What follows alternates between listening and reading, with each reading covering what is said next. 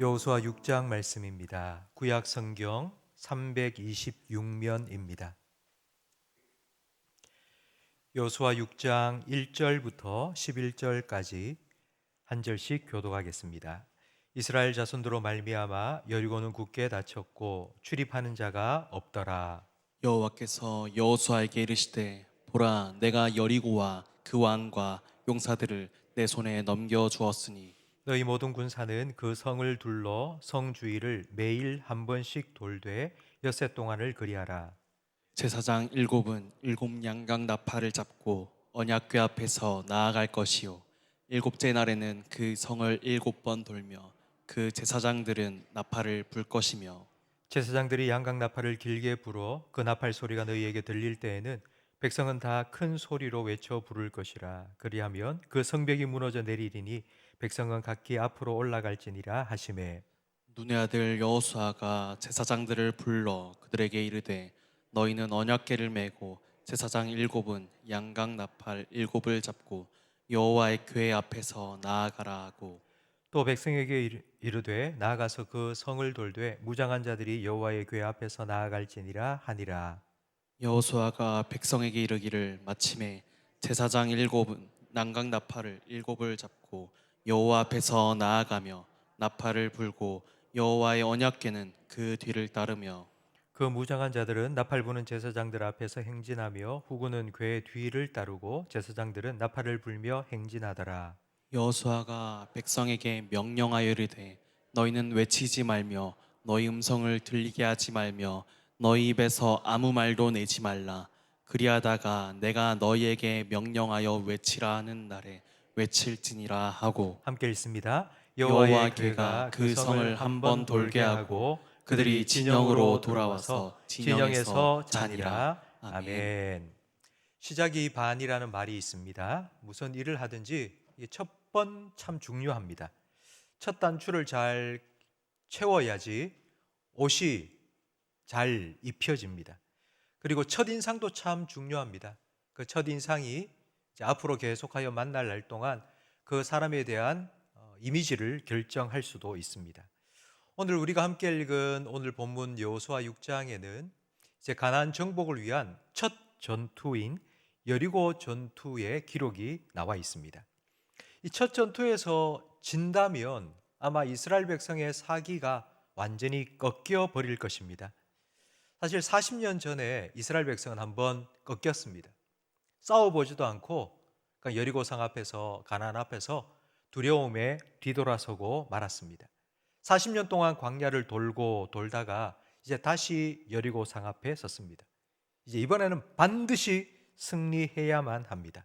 오늘 1절 말씀에 보니 이스라엘 자손들로 말미암아 여리고는 굳게 닫혔고 출입하는 자가 없었다고 기록되어 있습니다. 이스라엘 백성이 다가온다는 소식을 들은 여리고 사람들은 성문을 걸어 잠궜습니다. 개미 한 마리도 들어오지 못하도록 방어 작전을 펼치고 있는 것입니다. 1900년대 이후로 과학 기술이 많이 발전이 되었고 그와 함께 성경이 진짜인가 가짜인가를 밝히기 위해서 고고학 발굴이 많이 이루어졌습니다.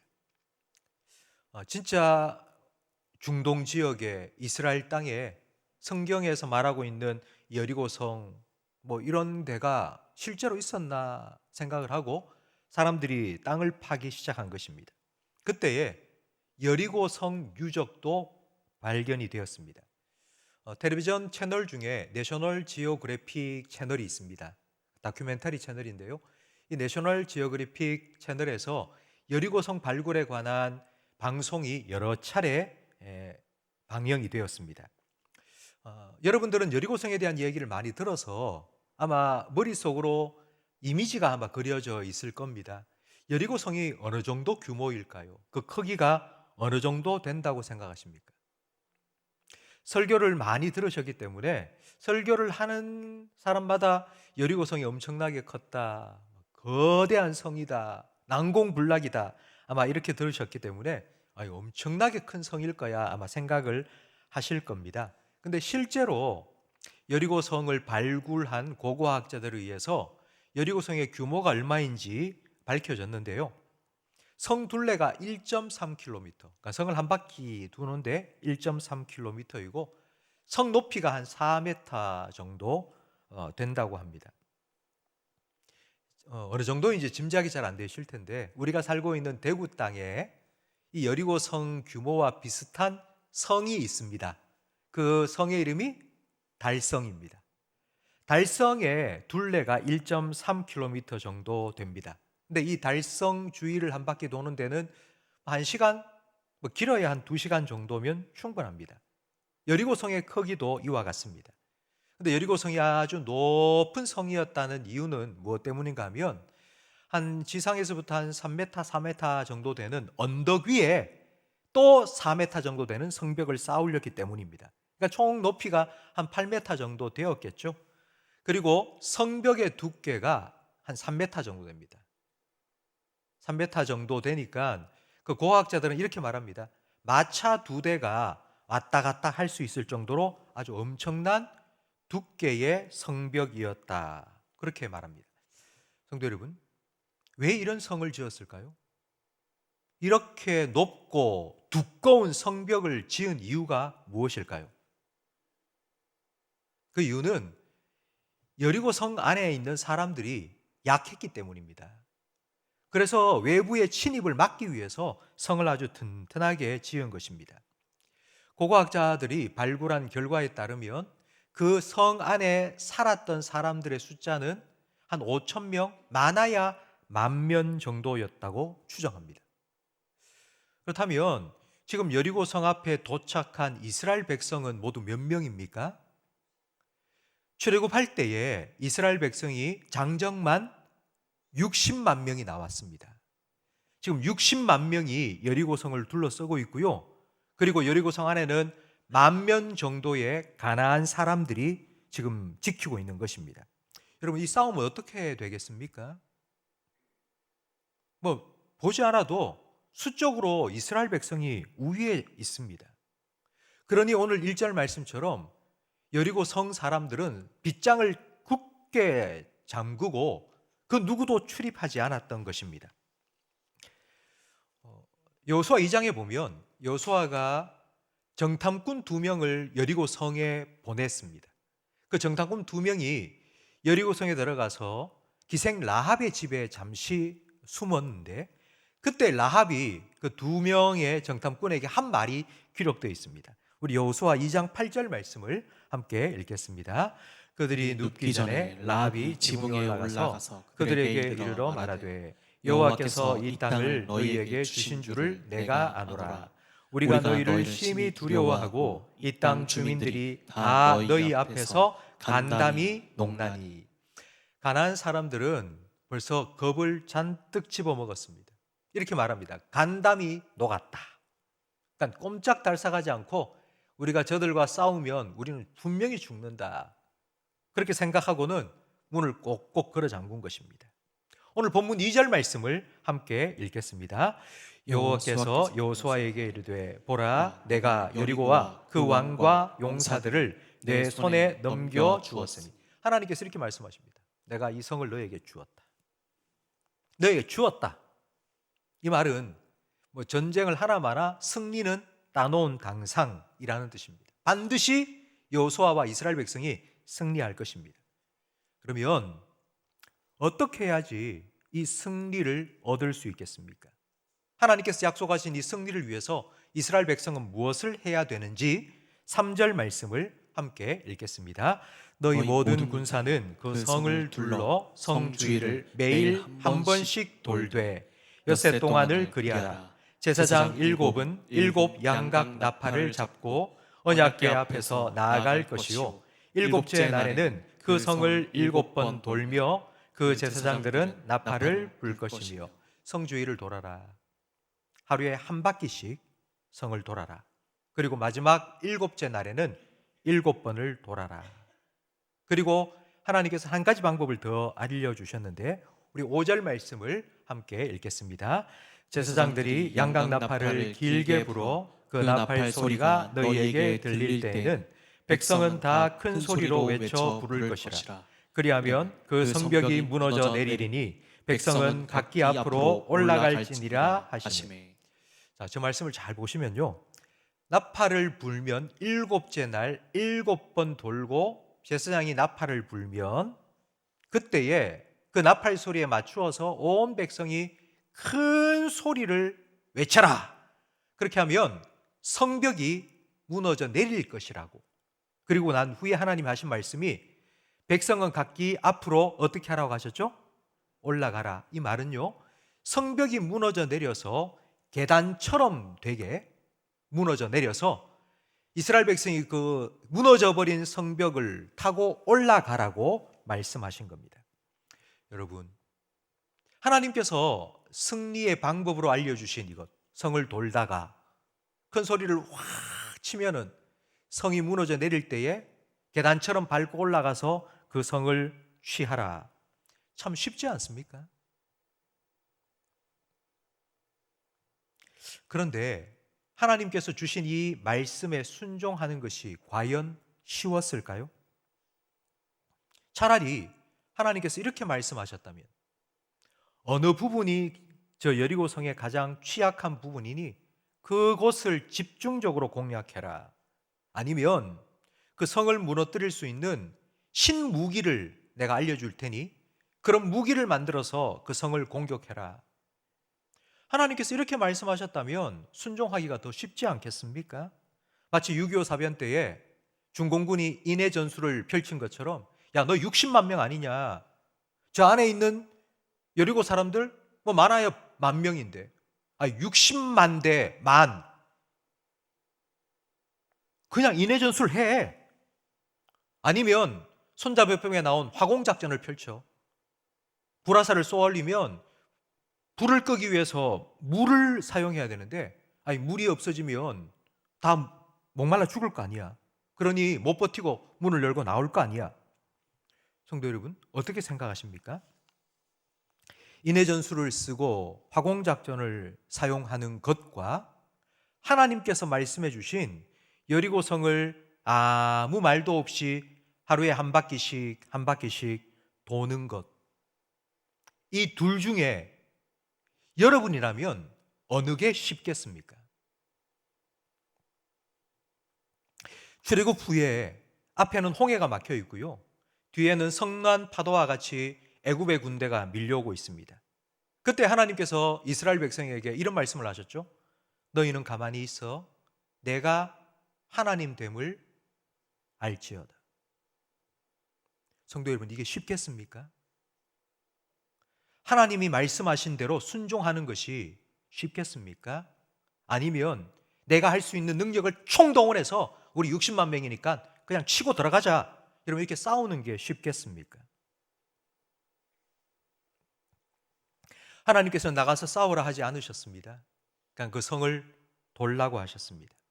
무작정 돌라고 한 것이 아니라 하나님께서는 언약궤를 맨 제사장이 앞서서 그 언약궤를 따라 이스라엘 백성이 하루에 한 바퀴씩 돌라고 말씀하셨습니다.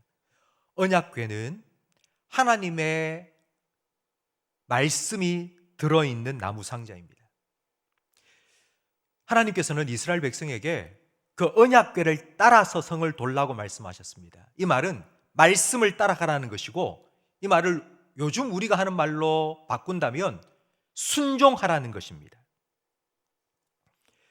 요즘 우리 성도님들이 저한테 자주 이렇게 찾아오셔서 이런저런 말씀을 하시면서 상담을 하시는데, 이런 얘기를 하시는 분들이 많습니다.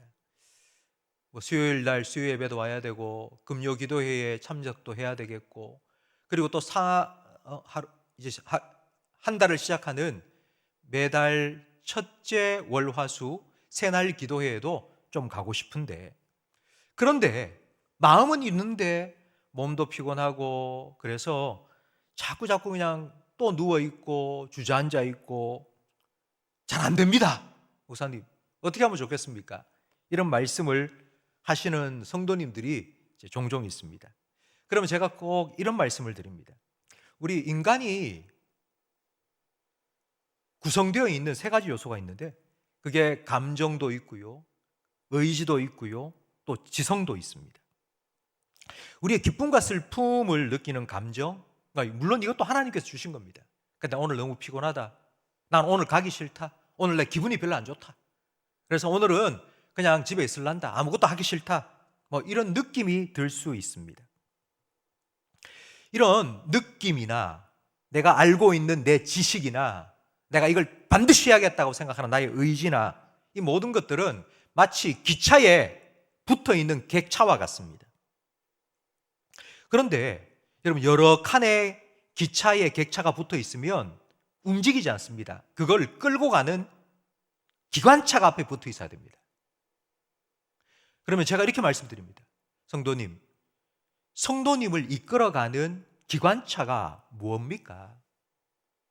성도님을 이끌어가는 성도님의 나머지 모든 느낌이나 지식이나 감정이나 아니면 모든 것들을 당신의 삶을 이끌어가는 기관차가 당신의 느낌이냐고. 그냥 내가 이런 느낌이 드니까 오늘은 내 느낌이 별로 안 좋아서 오늘은 나 안 하겠다고, 나는 못 하겠다고. 무엇이 우리의 인생을 이끌어가는 기관차입니까? 만약 감정이 우리를 이끌어간다면 오늘은 별로 기분이 안 좋아서 그렇게 감정이 이끄는 대로 그냥 푹 빠져들고 말 것입니다. 그래서 하나님께서는 언약궤를 앞에 두고 그 언약궤를 따라가라고, 하나님의 말씀이 내 삶의 기관차가 되어서 그 말씀에 내 감정도, 내 지성도, 내 의지도 같이 이끌려 가야지 된다고 말씀하시는 겁니다.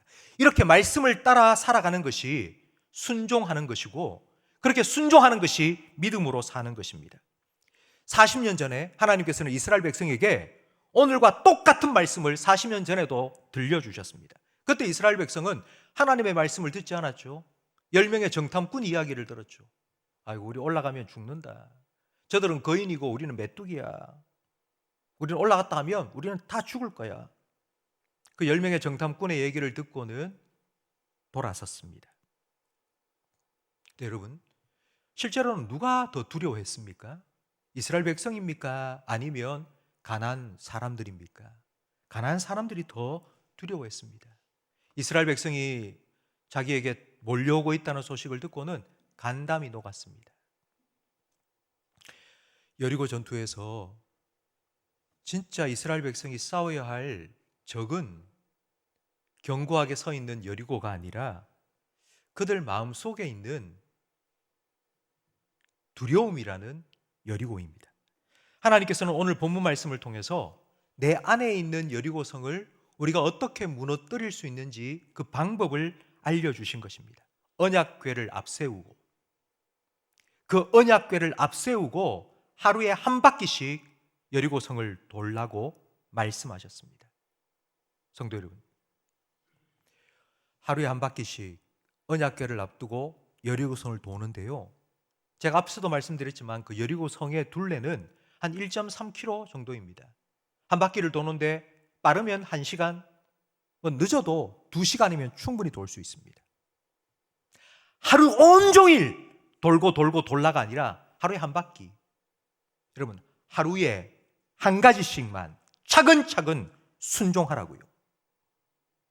하나님께서는 이걸 우리에게 말씀하신 겁니다. 만약 여리고성이 한 바퀴, 하루에 한 바퀴 딱 돌았는데 무너져 내렸다, 이렇게 우리의 기도에 응답이 이루어지고 우리 문제가 해결된다면 아무 문제가 없습니다. 우리가 사는데 아무 문제가 없죠. 근데 하나님께서는 하루에 한 바퀴씩 6일 동안 돌고 7일째가 되면 7바퀴를 돌면 무너질 것이라고 말씀하셨습니다. 성도 여러분, 하나님께서는 우리에게 순종을 말씀하시는데 처음부터 7바퀴를 돌라고 말씀하시는 것도 아니고요, 하루에 13바퀴 계속 돌아라 말씀하지도 않으십니다. 그냥 하루에 한 바퀴씩 돌라고. 왜냐하면 우리에게 순종이라는 것이 결코 쉽지 않다는 것을 하나님은 잘 아시기 때문입니다. 그래서 하나씩, 하루씩, 조금씩 차근차근 6일 동안 그렇게 살아가라고. 하나님께서 말씀하신 겁니다. 성도 여러분, 언약궤를 앞세우고 하나님 말씀을 따라 살아간다는 것, 그거 쉽지 않습니다. 당장 눈앞에는 뭐 변화가 일어나야죠. 보이지가 않습니다. 아무런 변화가 나타나지 않습니다. 내가 지금 이렇게 하는 게 무슨 의미가 있어? 내가 이렇게 살아가는 게 무슨 소용이 있어? 기도해도 응답도 안 일어나고, 예배를 드리고 아무리 노력해도 뭐가 달라지는 게 없잖아. 근데 하나님께서는 7일 지나면, 이렇게 하루 지나서 7일이 되면 하나님께서 그 성을 무너뜨리겠다고 약속하셨습니다. 그날이 되기까지는 6일 동안에 하루에 한 바퀴씩 도는 순종이 필요합니다. 묵묵히 걸어야 합니다. 여러분, 기도하십시오. 하나님께 맡기고 기도하라고 성경은 우리에게 말씀합니다. 그럼 우리는 기도해야죠. 그 말에 순종해야죠. 기도해도 뭐 안 되더라. 성도 여러분, 여러분 얼마나 기도하셨습니까? 여러분 몇 번이나 기도해 보셨습니까? 기도해도 안 되더라. 기도해도 뭐 달라지는 것도 없더라. 여러분, 이런 생각이 든다면 아직 내 마음속에 여리고 성이 견고하게 서 있다는 증거가 아니겠습니까? 그러면 우리는 더 돌아야죠. 그런 마음이 계속 든다면 오늘도 또 돌고 내일도 또 돌아야죠. 또 순종해야죠. 하루 그 시간이 쌓이고 쌓여야죠. 10절 말씀에 보면 여호수아는 이스라엘 백성에게 이렇게 한 가지를 덧붙여 말합니다. 너희 음성을 들리게 하지 마라. 이 말은 아무 말도 하지 말고 그냥 돌라는 뜻입니다. 왜 아무 말 하지 말고 돌라 명령했을까요? 이스라엘 백성이 아마 한 바퀴씩 돌면서 이런 생각이 들었을 겁니다. 뭐 이런다고 뭐가 달라져? 뭐 이렇게 한다고 뭐가 돼? 뭐 기도한다고 뭐가 달라져? 뭐 성경 통독한다고 뭐가 변해? 전도한다고 뭐 전도하는 사람마다 다 뭐 교회에 나오는 것도 아닌데? 아무것도 달라지는 것이 없어도 똑같은 일상이 매일매일 반복될 뿐이어도 하나님께서는 우리에게 말씀하십니다. 하루 하나 순종하며 살라고, 그렇게 살아가라고. 왜인 줄 아세요? 그 시간을 통해서 세상을 향하고 여리고를 향하였던 우리의 시선이 여리고 성벽보다 더 크신 하나님을 바라볼 수 있게 되기 때문입니다. 성도 여러분, 이게 바로 믿음이 자라가는 과정입니다. 믿음은 결코 한순간에, 요만한 믿음이 어느 한순간에 갑자기 이런 믿음으로 결코 자라지 않습니다. 우리는 저 사람이 참 순종을 잘한다 하면 믿음 참 좋은 사람이다 라고 생각을 합니다. 예, 맞습니다. 믿음 좋은 사람이 순종합니다. 하지만 처음부터 믿음 좋은 사람이 어디 있습니까? 다 처음부터 믿음이 좋은 사람이 될 수가 없습니다. 믿음이 자라난 거죠. 그럼 어떻게 믿음이 자라났겠습니까? 작은 믿음을 가졌지만 오늘 하루 한 바퀴를 돈 거예요. 또 내일도 또 한 바퀴를 돈 거고, 그렇게 한 바퀴 돌고 또 한 바퀴 돌고, 그러면서 작은 믿음이 쌓이고 쌓여서 큰 믿음이 된 거고, 흔들리던 믿음이 견고한 믿음으로 자라난 것입니다. 성도 여러분, 그래서 하나님께서는 이스라엘 백성에게 하루에 한 바퀴씩 돌라고, 언약궤를 앞세우고 그 말씀을 따라 걸어가라고 명령하신 것입니다. 하나님 말씀대로 하루에 한 바퀴 입을 꾹 다물고 아무 일이 없어도 그 명령에 순종하여 여리고성을 돈 것처럼 하나씩 하루 묵묵히 하나님 말씀에 순종하며 살아가면 내가 모르는 사이에도 우리의 믿음이, 하나님을 향한 우리의 믿음이 자라나게 됩니다. 여리고 정복 전쟁은 분명히 전쟁이거든요. 그런데 전쟁 같지 않은 전쟁입니다. 언약궤를 앞세운 제사장이 앞서서 이스라엘 백성은 그냥 그 주위를 돈 거예요. 이건 전쟁이 아니라 오히려 예배 같지 않습니까? 하나님의 언약궤를 맨 제사장이 제일 앞서고요, 그리고 이스라엘 백성 그 뒤를 따라서 성을 한 바퀴씩 도는 겁니다. 이걸 어떻게 전쟁이라 할 수 있습니까? 칼 든 것도 아니고 하나님의 말씀 앞세우고 돌았는데, 이게 전쟁이 아니라 오히려 예배와 같습니다. 왜 하나님께서는 이런 방법으로 여리고를 정복하라고 말씀하셨을까요? 여리고를 정복하는 전쟁, 가나안을 정복하는 전쟁은 칼과 창으로 싸우는 전쟁이 아닙니다. 믿음의 전쟁이기 때문입니다. 여리고의 전쟁은 내 안에 있는 불신과 두려움과의 전쟁이기 때문입니다. 이 전쟁에 승리할 수 있는 방법은 하나님의 말씀을 듣고 그 말씀을 따라 그 말씀에 순종하여 오늘 하루도 한 바퀴를 도는 것, 바로 그것이라는 것을 하나님께서는 우리에게 말씀해 주셨습니다. 성도 여러분, 하나님은 전능하십니다. 하나님께는 능치 못함이 없으십니다. 그 하나님께는 여리고 성도, 그리고 골리앗도, 그리고 경제 위기도, 어떤 질병도, 나의 어떤 문제도 아무런 장애물이 되지 않음을 믿으시기 바랍니다. 그런 하나님을 여러분 믿으시죠? 그 하나님이 여러분과 함께 하심을 믿으십니까? 그렇다면 여러분 앞에 있는 그 어떤 여리고 성도, 나와 함께 하시는 하나님, 그 하나님께서 일하시면 아무 문제가 되지 않는다는 것 믿으시기를 주님의 이름으로 축복합니다. 이 믿음으로 여리고를 정복해야 됩니다. 나 안 돼. 나는 못해. 이런 생각을 계속 하게 만드는 내 안에 여리고를 정복해야 됩니다. 우리가 하나님을 믿고 하나님의 말씀을 따라서 한 걸음 한 걸음 걸어갈 때에 하나님께서는 이스라엘 백성이 보는 앞에서 손가락을 하나 까딱했습니까?